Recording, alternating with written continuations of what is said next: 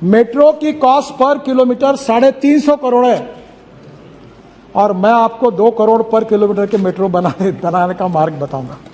ये हो सकता है और इसलिए ब्रॉड गेज पर हमने मेट्रो बनाई अभी नागपुर में, मेरे कॉन्स्टिट्यूंसी में, और रेलवे मंत्री जी ने उसको बहुत समर्थन दिया है। और अब light rail transport, ropeway, cable car, funicular railway, अब पब्लिक ट्रांसपोर्ट ऑन इलेक्ट्रिसिटी हमारी जरूरत है। ये पेट्रोल डीजल की बसेस बंद करिए। मैं कश्मीर आया था, मैंने एलजी साहब को कहा कि तुम्हारी बसेस देख रहा था, हॉर्न छोड़कर सब बजता है। बिहार में ऐसी बसेस है, हॉर्न बजाने की जरूरत ही नहीं। उत्तर प्रदेश, बिहार में ऐसी। योगी जी परसों मुझे मिलने के लिए आए, मैंने कहा इलेक्ट्रिक बसेस लो। अब मुंबई में 900 इलेक्ट्रिक बस आ रही, पूना में 500 बसेस आ रही, नागपुर में 200 बसेस आ रही, इलेक्ट्रिक बस है। आपको मैं बताता हूं, अब जमाना बदल गया और इसलिए आने वाले समय में रोपवे, केबल कार, इसके लिए आप लोग प्रपोजल लेके आइए। मैं 100% भारत सरकार के पैसे से आपको ये सब बनाने के लिए मदद करूंगा। काफ़ी नई टेक्नोलॉजी लाई है और टेक्नोलॉजी का उपयोग करेंगे, मैं उस पर जाता नहीं। इलेक्ट्रॉनिक टोल का 97% कलेक्शन हो गया है। अब मैं जीपीएस सिस्टम लाना चाहता हूँ, टोल ही नहीं रहेंगे। अब टोल नहीं रहेंगे तो कुछ अखबार वाले लिख देते कि टोल खत्म होगा। टोल नहीं खत्म होगा। If you want good services you have to pay for it. मुझे लोग पूछते टोल कब माफ करोगे। मैंने बोला तुम यहाँ 5 स्टार होटल में कार्यक्रम करते हो तो क्या फुकट में मिला क्या आपको? अगर फुकट में करना था तो रामलीला मैदान पर बैठना था। जब यहाँ बुलाते हो तो पैसा देना पड़ेगा। तो अभी जीपीएस सिस्टम है और आपके गाड़ी में जीपीएस लगा देंगे, अब मैंडेटरी कर दिया, और वहाँ से रिकॉर्ड होगा आपने कहाँ से एंट्री की, कहाँ से निकले, और आपके बैंक अकाउंट से पैसा जाए, कोई आपको अड़ाएगा नहीं, कुछ नहीं। तो उस एक और अच्छी बात हुई है जिसका आप लोग फायदा लीजिए। अभी प्रधानमंत्री जी ने मेरे विभाग के पास ropeway, cable car, funicular railway दिए हैं। अभी ये जो रोड ट्रेन है ना, रोड ट्रेन है, 2 बसेस इलेक्ट्रिक केबल पे चलती है, तो उसमें एकदम टिकट सस्ता हो जाएगा। ये ट्राम जो थी आपकी कलकत्ता की, वैसी वो टायर पर चलने वाली बस है। रोपवे, केबल कार, कल मेरे यहाँ प्रेजेंटेशन है डॉफलवेयर कंपनी का। हवा में उड़ने वाली, हवा में चलने वाली, 250 लोग बैठकर उड़ने वाली बस तैयार की उन्होंने। ये देश, दुनिया बदल रही है। अब रोप के में देखो, मेरे 47 प्रोजेक्ट मंजूर किए हैं 20,000 करोड़ के, जिसमें Kedarnath, Hemkund Sahib Gurudwara, Neelkanth Mahadev temple Rishikesh, Hanumangarhi temple Nainital, Trimbakeshwar temple Harihar fort Nashik. बाद में 18 रोपवे है जो हिमाचल प्रदेश में, उत्तराखंड में है, जो 6,000 करोड़ के 11 प्रोजेक्ट्स है। जम्मू एंड कश्मीर, उत्तराखंड, हिमाचल प्रदेश, मणिपुर, सिक्किम, सब जगह में बना रहे। मैं आपसे अनुरोध करता हूँगा कि पार्लियामेंट का एक डेलीगेशन आप जोजिला टनल देखने के लिए आप आइए, मैं व्यवस्था करता हूँ और आप जरूर देखने के लिए आइए। ये देश का, फारूक साहब तो जानते हैं वही के है, अध्यक्ष हमारा स्विट्जरलैंड से कई गुना अच्छा हमारा कश्मीर है। और वहां अगर टूरिज्म बढ़ेगा तो कश्मीर में कोई गरीबी नहीं रहेगी, कोई भूखमरी नहीं रहेगी, सब रोजगार मिल जाएगा। और आज वहां हम एडवेंचर स्पोर्ट, हमारे आइस के ऊपर के स्पोर्ट, मैंने गवर्नर से बात की है और इसीलिए हमने उसको विकसित किया है टूरिज्म एक। और आज मुझे बताते हुए खुशी हो रही सम्मान्य अध्यक्ष महोदय कि वहीं ये जब टनल हमारी यहां से श्रीनगर से हम जम्मू की तरफ जाएंगे तो उसके बीच में कटरा के पहले हम जो दिल्ली से कटरा, दिल्ली अमृतसर कटरा एक्सप्रेस हाईवे का काम शुरू हो गया है। अब कश्मीर के भी काम अवार्ड हो गए हैं और वहां से लेकर हम कटरा से पूरा श्रीनगर से वापस हम अमृतसर के द्वारा दिल्ली आएंगे और दिल्ली मुंबई को हाईवे को लग जाएंगे। तो मैं आपको ये विश्वास दिलाना चाहता हूं कि लद्दाख और लेह से हम लोग श्रीनगर आने के बाद श्रीनगर से डायरेक्ट वहां से निकलकर हम मुंबई चले जाएंगे। और मैं आपको विश्वास दिलाता हूं कि ये साल समाप्त होने के पहले मेरी कोशिश होगी कि श्रीनगर से आप 20 घंटे के अंदर मुंबई पहुंच जाओगे, ऐसा काम हो। हमारे लिए खुशी की बात है कि दिल्ली से जयपुर 2 घंटे में, दिल्ली से हरिद्वार 2 घंटे में, दिल्ली से देहरादून 2 घंटे में, दिल्ली से जयपुर 2 घंटे में, दिल्ली से अमृतसर 4 घंटे में, और दिल्ली से मुंबई 12 घंटे में इसी साल हम दिसंबर के पहले कर सकेंगे।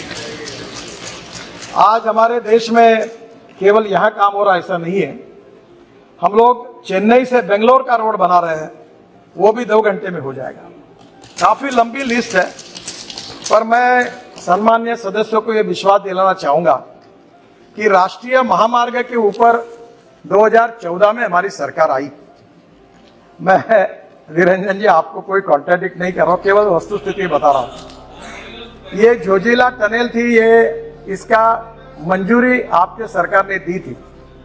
बाद में इसके बाद 4 बार टेंडर हुआ। एक बार टेंडर आया तो एक ही टेंडर आया, रिजेक्ट किया गया।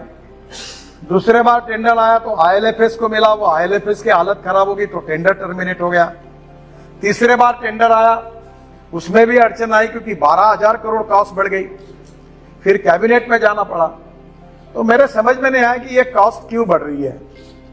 और मैं केवल, ये मेरा श्रेय नहीं है, मेरे हमारे अधिकारियों का है। और दिल्ली में एक एसोसिएम करके एक संस्था है जो उद्योग और व्यवसाय में काम करती है, उनको मैंने कहा कि आप इसके ऊपर एक दिन का वर्कशॉप लीजिए। और नॉर्वे से लेकर दुनिया के सब लोगों को बुलाया और टेक्निकल और फाइनेंशियल क्वालिफिकेशन के बारे में, ना मैं चार्टर अकाउंटेंट हूं ना मैं इंजीनियर हूं, और मुझे वर्ली बांद्रा सीलिंग मुंबई में बना, एक्सप्रेस हाईवे बना, थोड़ा अनुभव था। तो मैंने कहा ये टनल की कॉस्ट एग्जैगरेटेड, इसके टेक्निकल क्वालिफिकेशन बदले, और उसमें इंडियन कॉन्ट्रैक्टर को इंकरेज किया गया। 12,000 करोड़ की एस्टिमेट कॉस्ट थी। और आज मुझे बताते हुए एक खुशी हो रही है, हमारे यहां तो अभी तो मैं 50 लाख करोड़ के काम कर चुका हूं। और इस सदन को विश्वास के साथ नम्रता पूर्वक बताना चाहता हूं, यहां तो थोड़ी भी गड़बड़ हुई तो तुरंत आपको पता चल जाता है। आपको 50 लाख करोड़ में एक भी कॉन्ट्रैक्टर ऐसा नहीं मिलेगा कि उसको अपना कॉन्ट्रैक्ट मंजूर करने के लिए कभी मंत्री को मिलना पड़ा, ऐसा एक भी नहीं मिलेगा। आपको कोई ध्यान में आएगा तो मुझे बताओ। Transparent, time bound, result oriented and corruption free. और आपको मुझे बताते हुए खुशी हो रही है, इस देश के इस टेंडर में जिस कंपनी ने कॉन्ट्रैक्ट जीता, 5 लोगों ने टेंडर भरे, कंपटीशन हुई, और हैदराबाद की एक मेधा इंजीनियरिंग करके कंपनी है, उन्होंने काम लिया। और फारूक साहब, इस एक ही काम में हमारी सरकार ने एस्टिमेट कॉस्ट से 5,000 करोड़ रुपए की बचत की, और ये करके दिखा 5,000। तो मैं आपको निश्चित रूप से ये बताना चाहूंगा कि आज हमने गंगा पर कितने पुल बना रहे, जितने मांगते उतने बना गए। यानी स्वाधीनता के बाद जब तक हमारी सरकार नहीं आई, उतने ब्रिज गंगा पर थे, उतने हमारे 7 साल में ललन सिंह जी बैठे हैं, जो बोलते हैं वो मंजूर करा के हमने सब मंजूर कर दिए। ब्रह्मपुत्रा के ऊपर भी अभी तक, ये बहुत, ब्रह्मपुत्रा तो सागर ही है, और उसमें भी आपके यहाँ जितने मांगे उतने, जिसका आपने कल माजोली का उल्लेख किया, मेरे से गलती हो गई, मैं सोनवाल जी के प्रचार में आया था माजोली, और वो सोनवाल जी मुख्यमंत्री थे, और मुझे हाथ दबा दबा कर हेलीकॉप्टर पर, आप एक ही करो, आप बोल दो। तो मैंने बोला, अरे मुझे कुछ मालूम नहीं, कॉस्ट कितनी है, क्या है, तुम मुझे कर रहे हो जबरदस्ती। बोले आप बोल दो, मैं चुनाव जीतूंगा, नहीं तो मैं हार जाऊंगा। ये लोग नाराज है। उसने मुझे इमोशनल, ब्लैकमेलिंग शब्द बराबर नहीं है, पर इमोशनल हाथ दबाकर थोड़ा सा ऐसा डरा दिया कि मैं पब्लिक मीटिंग में गया और मैंने कहा कि माजोली का पुल हम बना देंगे। जैसे मैं आया दिल्ली तो मेरे अधिकारी ने बताया कि सर आपको पता है ये ब्रिज कितने कीमत का है? बोला कितना? बोले 6,000 करोड़ का। तो मेरा एकदम डाउन हो गया। मैं बोला 6,000 करोड़ एक ही ब्रिज के लिए कैसे देना? और आपको बता दो अध्यक्ष महाराज, ये कितना अच्छा काम हुआ। हमने एक नई टेक्नोलॉजी लाई। वैसे भी स्टील और सीमेंट का 40% हम कंज्यूम करते हैं और मार्केट में भाव बढ़ाते जा रहे हैं। मेरा तो बात चल जाए तो मैं स्टील और सीमेंट का उपयोग ही खत्म कर दूंगा रोड से, ताकि ये घूमते रहे। क्यों हमने क्या किया कि ये जो ऑस्ट्रेलिया, अपना सिंगापुर में और मलेशिया में एक टेक्नोलॉजी आई। ये जो 2 बीम दिख रहे हैं आपको, इसमें मेट्रो में सब जगह पर डिस्टेंस होता है 30 मीटर। और अभी हमने ये तय किया कि वहां जो टेक्नोलॉजी आई है, ये 2 पियर के बीच का डिस्टेंस 120 मीटर तक हो सकता है, क्योंकि ऊपर का जो बीम डालते हैं उसका कास्टिंग स्टील फाइबर में होता है। और अध्यक्ष महाराज, हमने वो मैंडेटरी किया और टेक्नोलॉजी नहीं लाई, वर्ल्ड की जितनी अच्छी टेक्नोलॉजी वो लाने की कोशिश करे वो हमने स्वीकार की और फिर ये माजोली आइलैंड का टेंडर निकाला। और आपको बताते मुझे खुशी हो रही है कि 6000 करोड़ का ब्रिज हमने 680 करोड़ में यूपी ब्रिज कॉर्पोरेशन